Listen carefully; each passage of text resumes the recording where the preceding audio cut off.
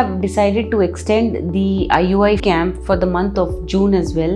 Patients have been extremely happy and we have been able to give them good success rates, due to which we have decided to increase the time for this IUI camp. Thank you.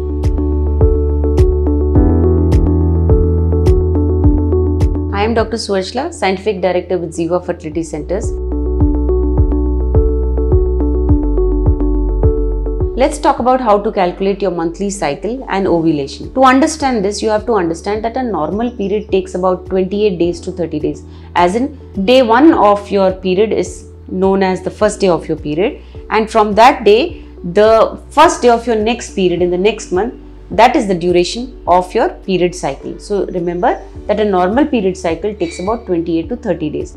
In some cases it can go up to 32 days, but it has to be regularly at around that time. So a regular cycle, let's say for instance, is about 28 to 30 days. Now to calculate your ovulatory cycle, remember that ovulation occurs 14 to 15 days is a standard for any kind of period, whether it is 28 days, 30 days, 32 days, 15 days before your period is when the egg ovulates.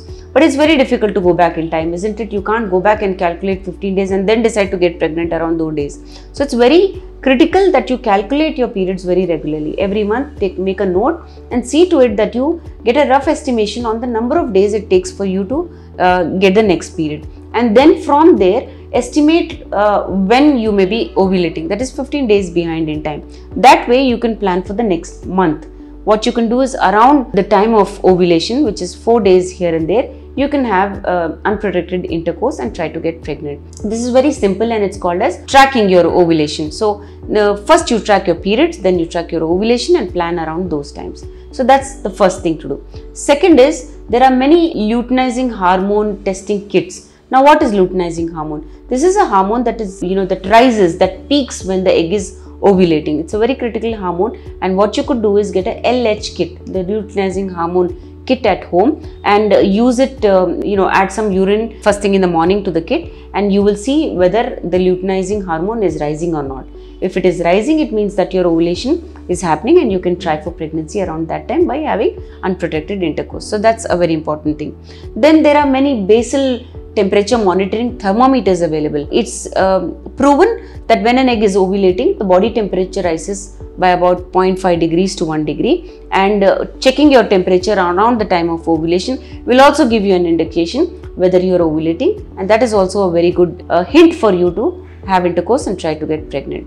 But there are a few things that your doctor will do. Your doctor will test your hormones, your doctor will do a few bloods, your doctor will do all these tests to know whether you are ovulating properly or not. Only then can we know whether there is an ovulatory disturbance and it can be tracked.